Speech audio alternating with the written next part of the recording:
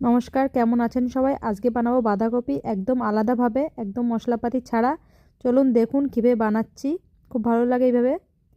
তো প্রথমেই কড়াইটা গরম করে সর্ষের তেল দিয়ে নিয়েছি। সর্ষের তেলে দিয়ে দিলাম গোটা শুকনো লঙ্কা, তারপর দিয়ে দিলাম গোটা জিরে,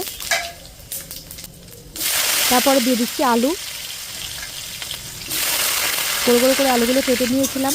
এখন আলুগুলো ভেজে নেব, মোটামুটি ভেজে নেব আলুগুলো।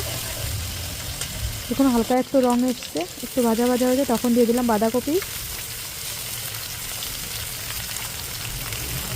দিয়ে দিলাম কিছুটা মটরশুঁটি, অবশ্যই মটরশুঁটি দেবেন, খুব ভালো লাগবে খেতে।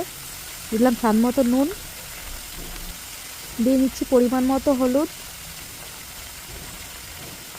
সমস্ত উপকরণ একসঙ্গে সুন্দর করে নাড়িয়ে চাড়িয়ে মিলিয়ে নেব।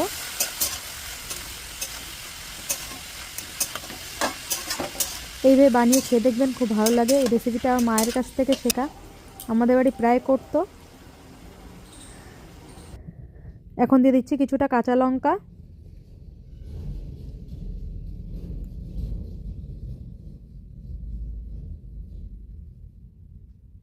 ভালো করে নেড়ে চেড়ে নিচ্ছি।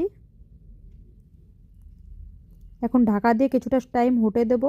আমি 2-3 মিনিট মতো রেখেছিলাম। এটা আপনারা ভাত, ডাল, রুটি সব কিছুর সঙ্গে খেতে পারবেন, খুব ভালো লাগে। আমরা বেশি করে ডালের সঙ্গে খেতাম বেশিরভাগ, খুব ভালো লাগতো খেতে। আপনারাও খেয়ে দেখবেন বানিয়ে, খুব ভালো লাগবে। ঢাকা খুলে নাড়িয়ে চাড়িয়ে একটু টমেটো দিয়ে দিলাম। এখন সমস্ত কিছু সিদ্ধ হয়ে গেছে। এখন এগুলো একটু ঘেটে নেব। আলুগুলো একটু ঘেটে ঘেটে দিলে বেশ ভালো লাগবে। আলুগুলো ঘেটে দেব।